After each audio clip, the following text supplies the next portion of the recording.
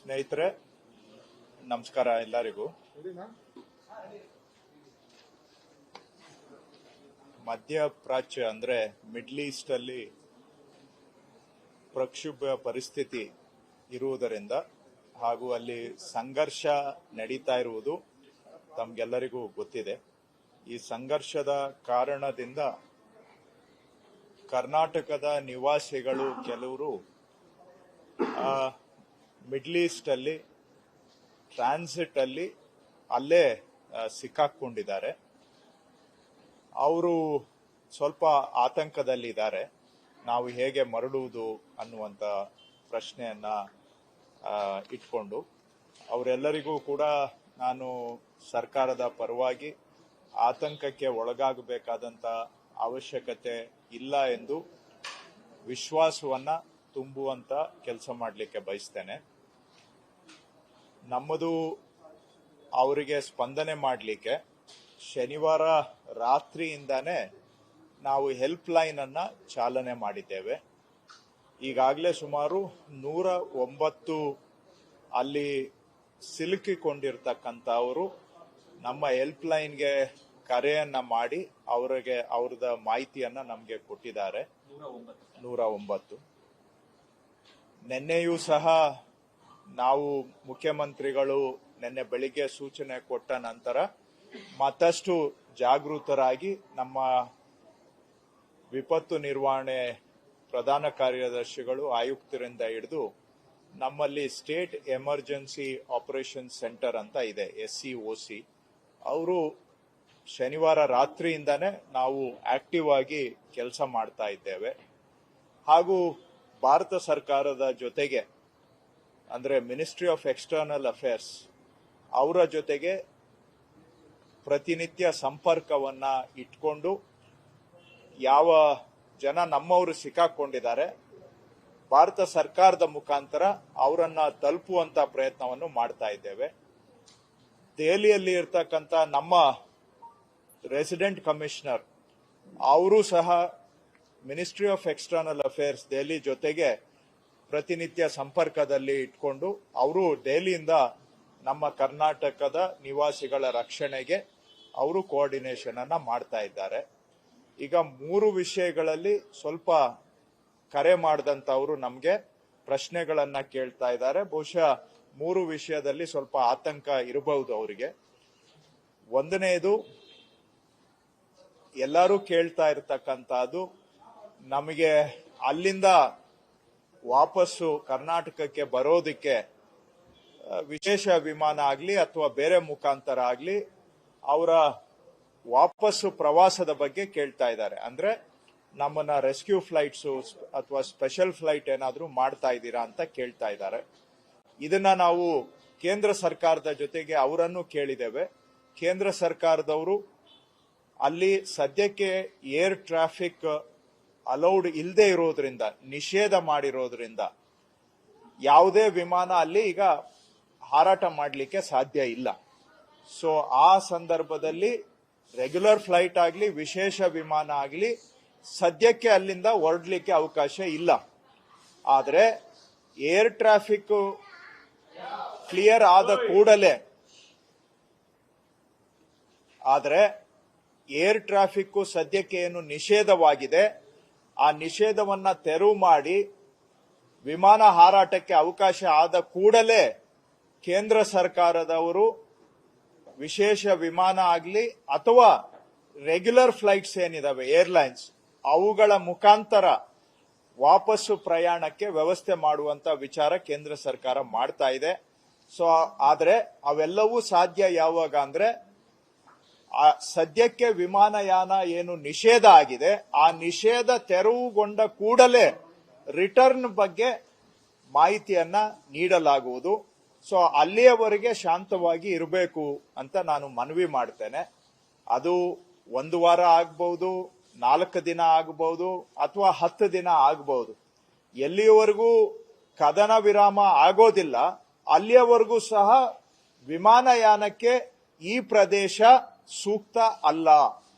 ಆ ಮಧ್ಯದಲ್ಲಿ ಏನಾದರೂ ವಿಮಾನಯಾನ ಮಾಡಲಿಕ್ಕೆ ಹೋದ್ರೆ ಆ ವಿಮಾನಕ್ಕೆ ಗಂಡಾಂತರ ಒದಗಿ ಬರಬಹುದು. ಆ ಕಾರಣದಿಂದ ಕದನದಲ್ಲಿ ವಿರಾಮ ಬರುವವರೆಗೆ, ವಿಮಾನ ಹಾರಾಟ ಮತ್ತೆ ಆರಂಭ ಆಗುವವರೆಗೆ ತಾಳ್ಮೆಯಿಂದ ಸಹಕರಿಸಬೇಕು.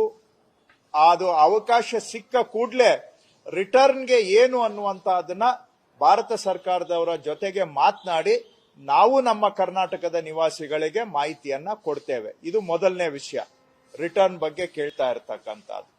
ಎರಡನೇದು, ಅಲ್ಲಿ ವಿಮಾನ ನಿಲ್ದಾಣಕ್ಕೆ ಬಂದು ಇಳಿದು ಮುಂದೆ ನಮ್ಮ ಕರ್ನಾಟಕಕ್ಕೆ ಬರುವಂತಹ ವಿಮಾನ ಅಲ್ಲಿಂದ ಟೇಕ್ ಆಫ್ ಆಗದೆ ಮಧ್ಯದಲ್ಲಿ ವಿಮಾನ ನಿಲ್ದಾಣದಲ್ಲಿ ಸಿಕ್ಕಾಕೊಂಡಿದ್ದೇವೆ ಅನ್ನುವಂತಹದ್ದು ಎರಡನೇ ಸಮಸ್ಯೆ. ಅವರಿಗೆ ಪರಿಹಾರ ಏನಂದ್ರೆ, ನಮ್ಮಲ್ಲಿ ಸ್ಟೇಟ್ ಎಮರ್ಜೆನ್ಸಿ ಆಪರೇಷನ್ ಸೆಂಟರ್ ನಾವು ಈಗಾಗಲೇ ಆಕ್ಟಿವೇಟ್ ಮಾಡಿದ್ದೇವೆ. ಅವ್ರದ್ದು ಕಾಂಟ್ಯಾಕ್ಟ್ ನಂಬರು 08022340676 ಅಥವಾ 22253707 ಕೊಡ್ತೇನೆ ನಿಮ್ಗೆ. 22340676 ಅಥವಾ 22253707 ಇವೆರಡು ನಂಬರ್ಗೆ ಫೋನ್ ಮಾಡಬಹುದು. ಇದು ನಮ್ಮ ಹೆಲ್ಪ್ ಲೈನ್ ಸಹಾಯವಾಣಿ ಕೇಂದ್ರ.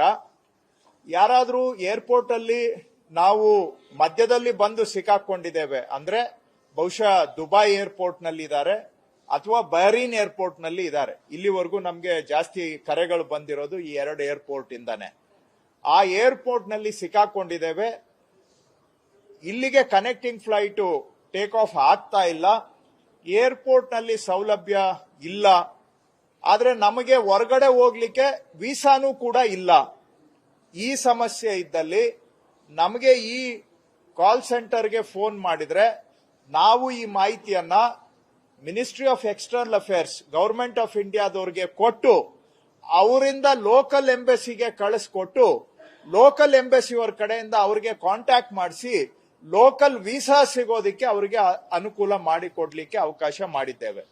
ಸೊ ಇನ್ನೊಂದು ಬಾರಿ ರಿಪೀಟ್ ಮಾಡೋದಾದ್ರೆ, ಈ ಮಾಹಿತಿಯನ್ನ ನಾವು ಯಾರು ಎಲ್ಲಿ ಸಿಕ್ಕಾಕೊಂಡಿದ್ದಾರೆ ಅನ್ನೋದನ್ನ ಗವರ್ಮೆಂಟ್ ಆಫ್ ಇಂಡಿಯಾಗೆ ಕೊಟ್ಟು ಅವರು ಲೋಕಲ್ ಎಂಬಸಿಗೆ ತಲುಪಿಸಿ ಲೋಕಲ್ ಎಂಬಸಿನವರು ಆ ಸ್ಟ್ರಾಂಡೆಡ್ ಇರುವಂತಹ ಪ್ರವಾಸಿಗರನ್ನ ಸಂಪರ್ಕ ಮಾಡಿ ಅವರಿಗೆ ಲೋಕಲ್ ಅಲ್ಲಿ ವೀಸಾ ಕೊಟ್ಟು ಏರ್ಪೋರ್ಟ್ ಇಂದ ಹೊರಗಡೆ ಬರಲಿಕ್ಕೆ ಸಹಾಯವನ್ನ ಮಾಡ್ತಾರೆ, ಸಪೋರ್ಟ್ ಅನ್ನು ಕೊಡ್ತಾರೆ. ಇದು ಎಲ್ಲ ಲೋಕಲ್ ಎಂಬಸಿಗಳಿಗೆ ನಾವು ಸೂಚನೆಯನ್ನ ಭಾರತ ಸರ್ಕಾರದವರು ಕೊಟ್ಟಿದ್ದಾರೆ. ಅದಲ್ಲದೆ ನಾವು ನಿಮ್ ಜೊತೆಗೆ ಆ ಎಲ್ಲಾ ದೇಶಗಳದ್ದು ಲೋಕಲ್ ಎಂಬಸಿ ಕಾಂಟ್ಯಾಕ್ಟ್ ನಂಬರ್ಸ್ ಅನ್ನು ಕೂಡ ತಮ್ಮ ಮುಖಾಂತರ ಹಂಚಿಕೊಳ್ತಾ ಇದ್ದೇನೆ. Israel, Iran, Saudi Arabia, UAE, Qatar, Bahrain, Jordan, Oman, Iraq, Kuwait, Palestine ಇಷ್ಟೂ ದೇಶಗಳಲ್ಲಿ ನಮ್ಮ ಎಂಬಸಿ ನಂಬರ್ಸ್ ಅನ್ನ ತಮ್ಗೆ ಕೊಡ್ತೇವೆ.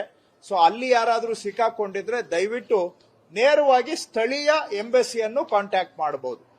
ನಮಗೆ ಕರೆ ಕೊಟ್ರೆ ನಾವು ಗವರ್ಮೆಂಟ್ ಆಫ್ ಇಂಡಿಯಾ ಮುಖಾಂತರ ಅವ್ರಿಗೆ ಮಾಹಿತಿ ಕಳಿಸ್ಕೊಡ್ತೇವೆ. ಇಲ್ಲ ಅಂದ್ರೆ ಡೈರೆಕ್ಟ್ ಆಗಿ ಅಲ್ಲಿನ ಎಂಬಸಿಗೆ ಕಾಂಟ್ಯಾಕ್ಟ್ ಮಾಡಿದ್ರೆ ಅವರು ವೀಸಾಗೆ ಟ್ರಾನ್ಸಿಟ್ ವೀಸಾಗೆ ಅರೇಂಜ್ ಮಾಡ್ತಾರೆ ಅಥವಾ ಬೇರೆ ಲೋಕಲ್ ಸಪೋರ್ಟ್ ಅನ್ನ ಕೊಡಬೇಕು ಅಂತ ಅವರಿಗೆ ಭಾರತ ಸರ್ಕಾರ ಸೂಚನೆಯನ್ನ ಕೊಟ್ಟಿದೆ.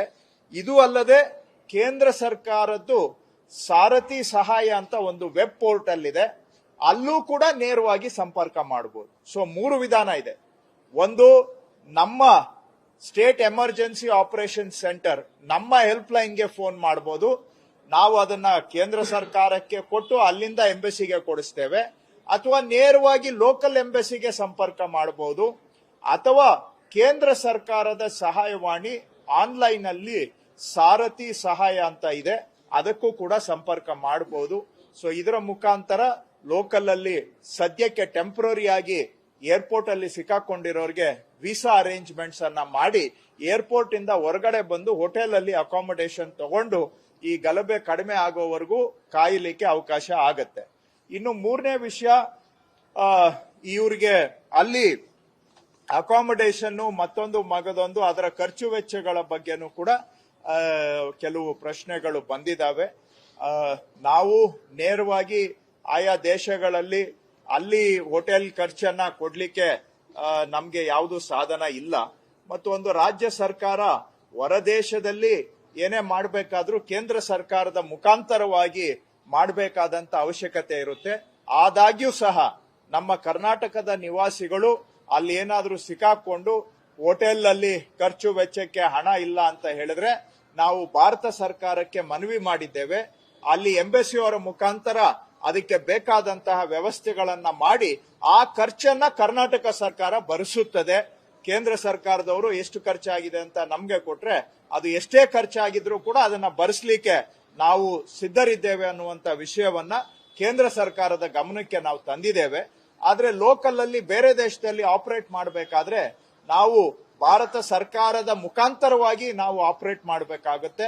ಸೊ ಅಲ್ಲಿ ಎಂಬಸಿಯವರಿಗೆ ಕರ್ನಾಟಕದ ನಿವಾಸಿಗಳಿಗೆ ಏನಾದ್ರೂ ಹೋಟೆಲ್ ಖರ್ಚು ವೆಚ್ಚ ಬಂದ್ರೆ ಅದನ್ನ ಭರಿಸಲಿಕ್ಕೆ ಕರ್ನಾಟಕ ಸರ್ಕಾರ ತಯಾರಿದೆ.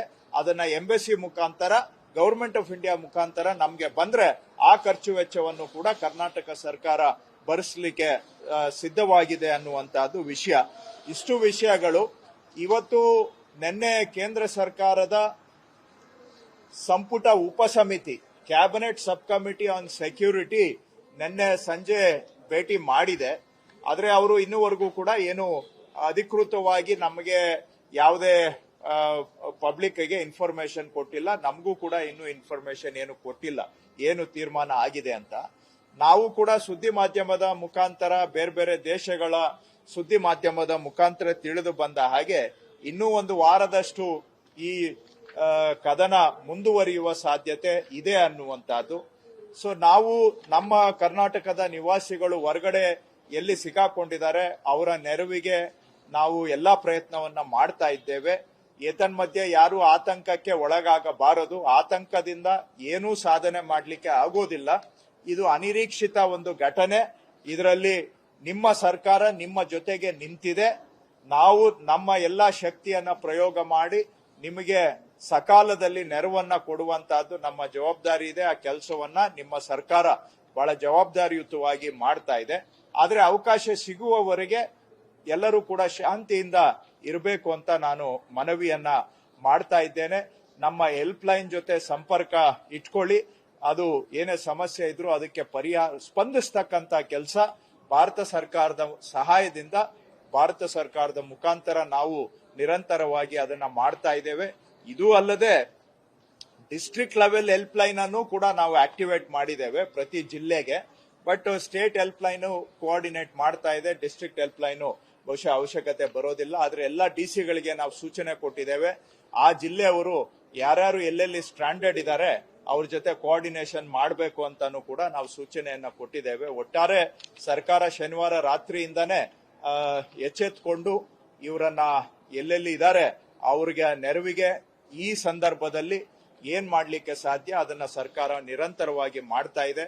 ನಾನು ಡೆಲ್ಲಿ ನಮ್ಮ ರೆಸಿಡೆಂಟ್ ಕಮಿಷನರು ನಮ್ಮ ಪ್ರಿನ್ಸಿಪಲ್ ಸೆಕ್ರೆಟರಿ ಅವರು ಡೈಲಿ ನಾವು ವಿಡಿಯೋ ಕಾನ್ಫರೆನ್ಸ್ ಮುಖಾಂತರ ನಿನ್ನೆ ಇವತ್ತು ನಿರಂತರ ಸಂಪರ್ಕದಲ್ಲಿ ಇದ್ದೇವೆ. ಸೆಂಟ್ರಲ್ ಗವರ್ಮೆಂಟ್ ಜೊತೆಗೂ ಕೋಆರ್ಡಿನೇಷನ್ ಮಾಡ್ತಾ ಇದ್ದೇವೆ. ಆದ್ರೆ ಇವಾಗ ಎವ್ಯಾಕ್ಯುಯೇಷನ್ ಯಾವಾಗ ಮಾಡಬಹುದು ಅನ್ನೋದಕ್ಕೆ ಸೆಂಟ್ರಲ್ ಗವರ್ಮೆಂಟ್ ಇಂದ ಇನ್ನೂ ಸ್ಪಷ್ಟ ಉತ್ತರ ಇಲ್ಲ. ಯಾಕಂದ್ರೆ ಕದನ ನಡೀತಾ ಇರೋದ್ರಿಂದ ಅದು ಸ್ಪಷ್ಟತೆ ಬಂದ ಕೂಡಲೇ ಮುಂದಿನ ಯೋಜನೆನೂ ನಾವು ರೆಡಿ ಮಾಡ್ಕೊಂಡಿದ್ದೇವೆ. ಎವ್ಯಾಕ್ಯುಯೇಷನ್ ಸ್ಟಾರ್ಟ್ ಆದ ತಕ್ಷಣ ಏನ್ ಮಾಡಬೇಕು ಅನ್ನೋದು ನಮ್ಮ ಹತ್ರ ಪ್ಲಾನ್ ಇದೆ. ಆದ್ರೆ ಅದು ಈಗ ನಾನು ಅದ್ರ ಬಗ್ಗೆ ಮಾತಾಡ್ಲಿಕ್ಕೆ ಹೋಗೋದಿಲ್ಲ. ಯಾಕಂದ್ರೆ ಎವ್ಯಾಕ್ಯುಯೇಷನ್ಗೆ ಬಂದಾಗ ಅದನ್ನ ನಾವು ರೆಡಿ ಮಾಡ್ಕೊಂಡಿದ್ದೇವೆ. ಈಗ ಆಲ್ರೆಡಿ ಆ ಎವ್ಯಾಕ್ಯುಯೇಷನ್ ಪ್ಲಾನ್ ಅನ್ನು ಕೂಡ ಇಂಪ್ಲಿಮೆಂಟ್ ಮಾಡ್ತೇವೆ. ಸದ್ಯಕ್ಕೆ 109 ಜನ ನಮ್ಗೆ ಕರೆ ಮಾಡಿದ್ದಾರೆ. ಇನ್ನೂ ಯಾರಾದ್ರೂ ಇದ್ರೆ ಅವರು ಕರೆ ಮಾಡಿದ್ರೆ ಅವರ ಮಾಹಿತಿನೂ ನಮ್ಗೆ ಸಿಗುತ್ತೆ. ಸೊ ಹೆಲ್ಪ್ ಲೈನ್ಗೆ ಕರೆ ಮಾಡಿದ್ರೆ ಅವ್ರಿಗೇನ ಅವರು ಕಂಫರ್ಟೇಬಲ್ ಆಗಿದ್ರೆ ಫೋನ್ ಮಾಡಿ ಅಂತ ನಾನೇನ್ ಬಲವಂತ ಮಾಡಕ್ ಹೋಗೋದಿಲ್ಲ. ಆತಂಕದಲ್ಲಿ ಇದ್ರೆ ಅವರು ನಮ್ಗೆ ಸಂಪರ್ಕ ಮಾಡ್ಲಿ. 109ರಲ್ಲಿ 100 ಜನ ದುಬೈನಲ್ಲೇ ಇದ್ದಾರೆ, 9 ಜನ ಬೇರಿನ್ ನಲ್ಲಿ ಇದ್ದಾರೆ. ಅದರಲ್ಲಿ ಅತಿ ಹೆಚ್ಚು ಬಳ್ಳಾರಿ ಜಿಲ್ಲೆಯವರು ಇದ್ದಾರೆ. ಅದು ಬಿಟ್ರೆ ಬ್ಯಾಂಗ್ಳೂರ್ನವರು ಇದ್ದಾರೆ.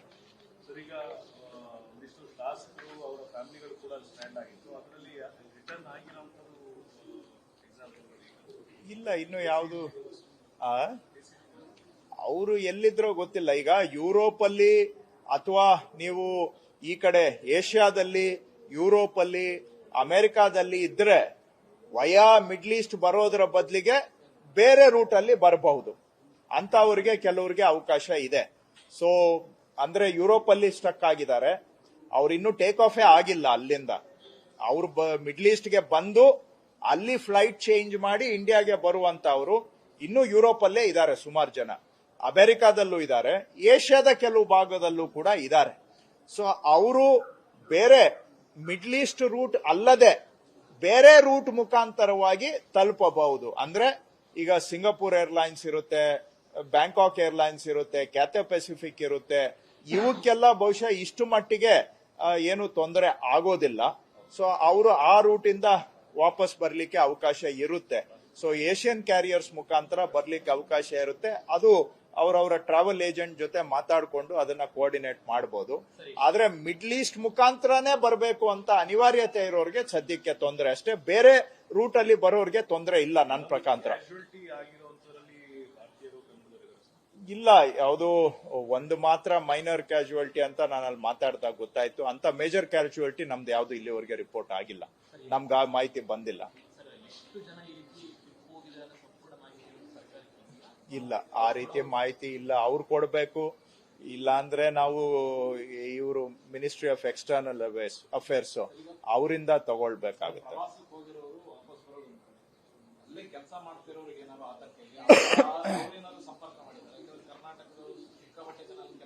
ಇದಾರೆ.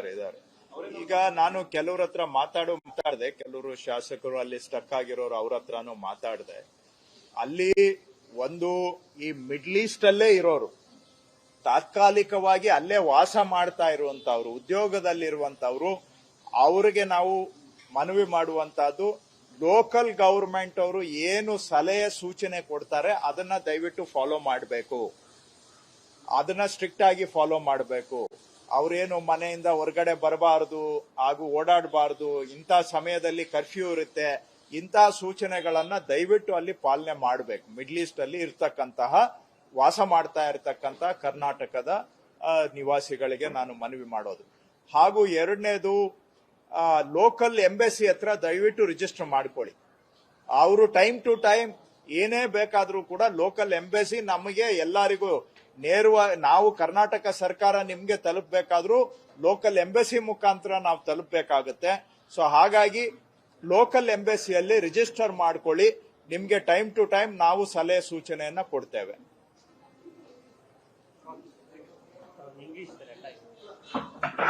ಏನಿದು ಗವರ್ಮೆಂಟ್ ಆಫ್ ಅದು ಅವ್ರಿಗೂ ಲೋಕಲ್ ಗವರ್ಮೆಂಟ್ ಹೌದು.